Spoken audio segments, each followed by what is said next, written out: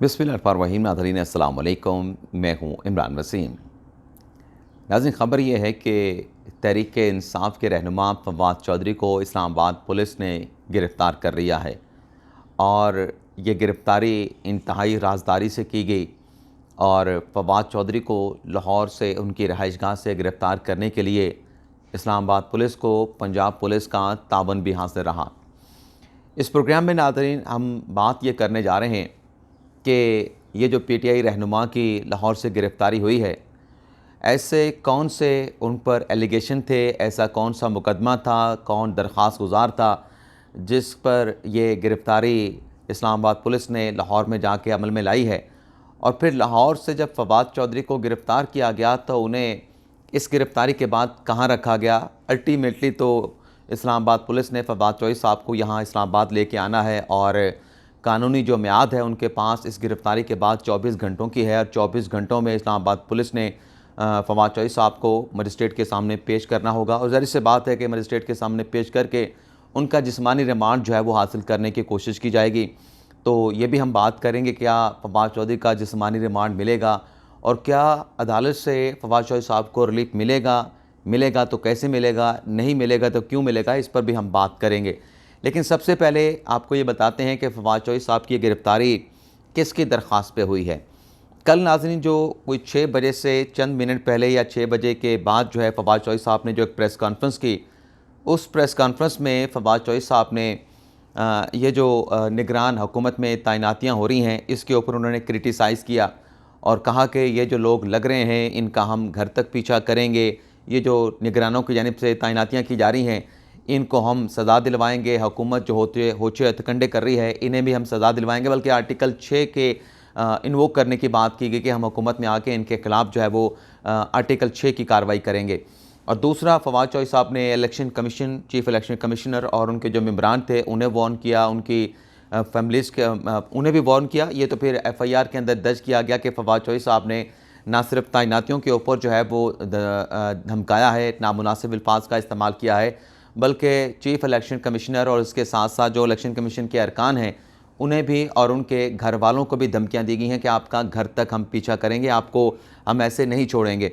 तो ये थाना कौसार इस्लामाबाद में ये मुकदमा जो सेक्रेटरी इलेक्शन कमीशन है उनकी दरख्वास्त के ऊपर जो है वो ये मुकदमा दर्ज किया गया और कल ये जब प्रेस कॉन्फ्रेंस की फ़वाद चौधरी ने उसके बाद ये मुकदमा दर्ज किया गया। अब इससे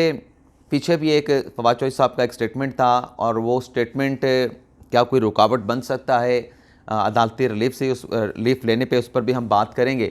लेकिन नाज़रीन, ये जब मुकदमा दर्ज किया गया तो इस्लामाबाद पुलिस, ज़ाहिर सी बात है कि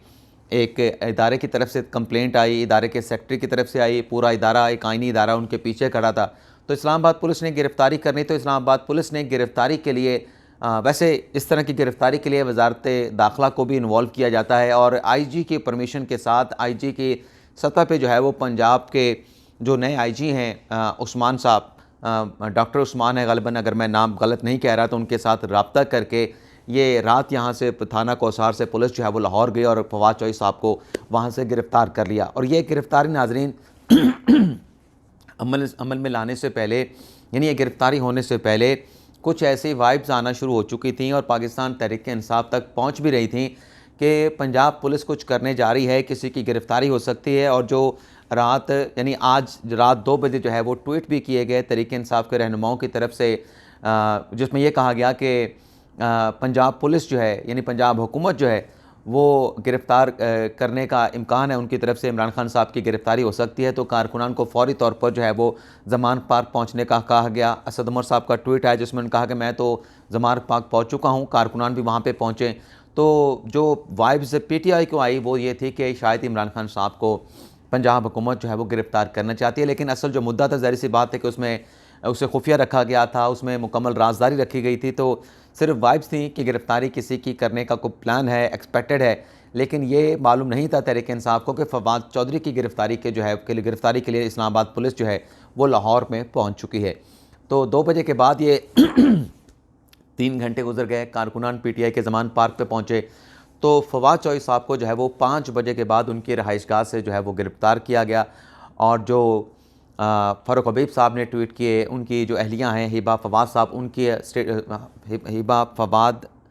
हाँ, हिबा फवाद साहबा, उनका जो ट्वीट आया और जो उनके भाई फैसल फरीद का ट्वीट आया, उसमें यही कहा गया कि 8 से 10 लोग जो है वो फवाद चौधरी को गिरफ़्तार करने के लिए आए थे, लेकिन उनके पास कोई अरेस्ट वारंट नहीं था। बल्कि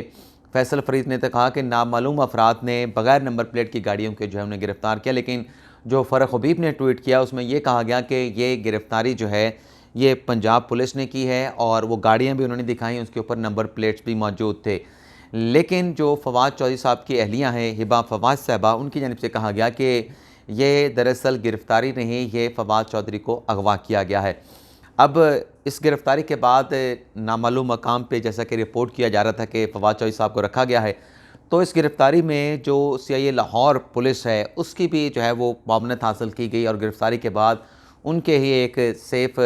ऑफ़िस में जो है वो रखा गया फवाद चौधरी को। और जो लीगल रिक्वायरमेंट होती है, इंदराज होता है, इंदराज करने के बाद जब मैं ये प्रोग्राम रिकॉर्ड कर रहा हूँ तो कहा जा रहा है कि फवाद चौधरी को जो है वो इस्लामाबाद पुलिस जो है वो लाहौर से लेके जो है वो इस्लामाबाद कुछ ही देर में रवाना हो जाएगी। अब देखते हैं कि आज की गिरफ़्तारी है और 24 घंटे हैं, तो कब पेश करते हैं, आज मजिस्ट्रेट के सामने पेश करते हैं या कल फवाद चौधरी को जो है वो मजिस्ट्रेट के सामने पेश किया जाता है। क्योंकि इस्लामाबाद पुलिस ये कह सकती है कि हमने क्योंकि लाहौर से गिरफ़्तार किया और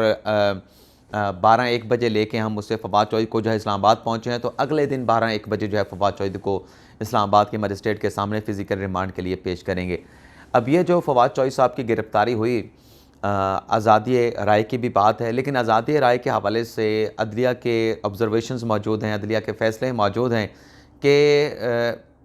जो आज़ादी है अदलिया की वो लामहदूद नहीं है। ये नहीं है कि आप जो मर्ज़ी करते रहें, उस पर कानून की कुछ कंडीशंस भी लगाई गई हैं। और ये जो मुकदमा दर्ज हुआ है इसमें कार्य सरकार में मुदाखलत और जो आइनी इदारों के सरबराहान हैं उन्हें धमकियाँ देने की जो है इसमें दफ़ात शामिल की गई हैं। अब फवाद चौधरी साहब का चंद रोज़ पहले एक ट्वीट भी आया था जिस पे फवाद चौधरी साहब ने कहा कि ये जो हमारा मुल्क है इसमें फ़ैसले 6 जर्नल यानी 6 फ़ौजी जर्नल और 5 जज जो है इस मुल्क की तकदीर के फ़ैसले करते हैं और बाकी जो इदारे हैं या अशख़ास हैं वो महज़ जो है वो उन्होंने कहा था कि पुतले हैं जो उनके फ़ैसलों के ऊपर अमल दरामद करवाते हैं। तो ये इस तरह के स्टेटमेंट फवाद चौधरी साहब के अदलिया के हवाले से मौजूद हैं। पहले भी फवाद चौधरी साहब के कुछ ऐसे स्टेटमेंट मौजूद थे और जब लाहौर हाई कोर्ट में जो अरेस्ट वारंट इलेक्शन कमीशन ने दिया था इमरान खान साहब को, फवाद चौधरी साहब को और सद उमर साहब को, उसको जब Lahore high court Rawalpindi bench में चैलेंज किया गया तो उस बेंच के जो सरबराह थे जैसे सदाकत अली खान, उन्होंने कहा था पीटीआई के वकील से कि फवाद चौधरी साहब तो अदलिया को क्रिटिसाइज़ करते रहते हैं, अदलिया को टारगेट करते रहते हैं, अदलिया से उन्हें रिलीफ ही मिलता है, आज भी फवाद चौधरी को रिलीफ दे रहे हैं, लेकिन फवाद चौधरी साहब से कह दीजिएगा कि अदलिया के ख़िलाफ़ जो है वो इस तरह की बातें ना करें जिनकी कोई बुनियाद नहीं, जिसका कोई जवाज़ नहीं। और इसी तरीके से कल इलेक्शन कमीशन में उसी केस की समाअत हुई थी। इलेक्शन कमीशन की जानिब से पीटीआई के ना मरकज़ी वकील पेश हुए, ना इमरान खान साहब, ना फवाद चौधरी, ना असद उमर। तो इलेक्शन कमीशन की जानिब से पूछा गया था कि आखिर आप कब इलेक्शन कमीशन के सामने पेश होंगे, तीनों रहनुमाओं को कितना इस्तेसना चाहिए, एक ही मरतबा बता दें ताकि कार्रवाई को आगे बढ़ाएं। और फिर शिकवा भी किया गया इलेक्शन कमीशन की जानिब से कि ये हम अरेस्ट वारंट जारी करते हैं या अदालत के सामने इलेक्शन कमीशन की अदालत में पेश नहीं होते और फिर उस अरेस्ट वारंट को हाई कोर्ट में चैलेंज करके वहाँ से स्टे ऑर्डर ले लेते हैं और हाई कोर्ट ये भी कह देती है कि कार्रवाई जारी रखें। तो फिर कल इलेक्शन कमीशन ने इस बात का इंदिया दिया था जिससे मैंने रिपोर्ट भी किया। बाकी टीवी चैनल के ऊपर तो उस तरह से रिपोर्ट नहीं किया गया, जो बड़े बड़े चैनल है, जियो हो गए, बाकी हो गए, चलें किसी का नाम नहीं लेते, मुनासिब नहीं होगा। तो इसके ऊपर जो खबर चल रही थी उसमें ये नहीं कहा गया कि इलेक्शन कमीशन ने ये, बल्कि शुरू में रिपोर्ट नहीं किया गया कि इलेक्शन कमीशन ने इमरान खान को, और ज़ाहिर सी बात है वो सिर्फ इमरान खान को इश्तिहारी करार देने का मामला नहीं था, वो फवाद चौधरी और असद उमर को भी इश्तिहारी करार देने का इंदिया इलेक्शन कमीशन ने दिया था। तो मैंने वीलॉग किया, मैंने अपना जो है वो वीलॉग सोशल मीडिया ट्विटर के ऊपर अपलोड करके कहा कि इलेक्शन कमीशन ने इमरान खान को इश्तिहारी करार देने का इंदिया दिए थे। तो उसके बाद फिर जो टीवी चैनल से उन्होंने अपनी जो ख़बर थी उसको फिर अमेंड करके उसको फिर इसी अंदाज से पेश किया। तो ये फवाद चौधरी साहब के बयानात हैं, लेकिन बयानात क्या इस हद तक हैं कि उनकी गिरफ़्तारी की जा सकती थी, और क्या इस गिरफ़्तारी के बाद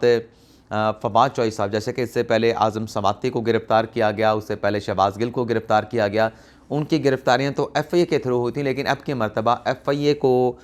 यूज़ करने की बजाय या FIA का जो फोरम है उसको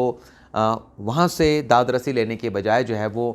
थाना कौसार इस्लामाबाद पुलिस में जो है ये मुकदमा जो है वो शहबाज गिल के अपना फवाद चौधरी के ख़िलाफ़ जो है वो दर्ज किया गया है। तो स्टेटमेंट तो बहुत सख्त था फवाद चौधरी साहब का, लेकिन आर्टिकल 19A भी है, 19 भी है, लेकिन उसके ऊपर भी कदगने मौजूद हैं। तो मामला तो अल्टीमेटली अब अदालत में जाना है, और अदालत फवाद चौधरी के हालिया रिसेंट पास के बयानात को क्या उसका कोई इम्प्रेशन लेगी, उसका कोई इन्फ्लुएंस अदलिया के ऊपर होगा, ये भी देखना पड़ेगा। लेकिन बहरहाल फवाद चौधरी साहब अब तो लाहौर में हैं, लेकिन कुछ ही देर के बाद पुलिस जो है उन्हें लेके इस्लामाबाद की जानिब रवाना होगी, और यहाँ पर जो भी डेवलपमेंट होगी, जिस अदालत में अगर आज पेश किया गया तो उसकी तफसीलात भी आपके साथ हम शेयर करेंगे। मज़ीद इस मामले के हवाले से अगर इलेक्शन कमीशन से ये ख़बर सामने आई कि इलेक्शन कमीशन इस नतीजे पे कैसे पहुंचा कि फवाद चौधरी के ख़िलाफ़ ये मुकदमा दर्ज होना चाहिए,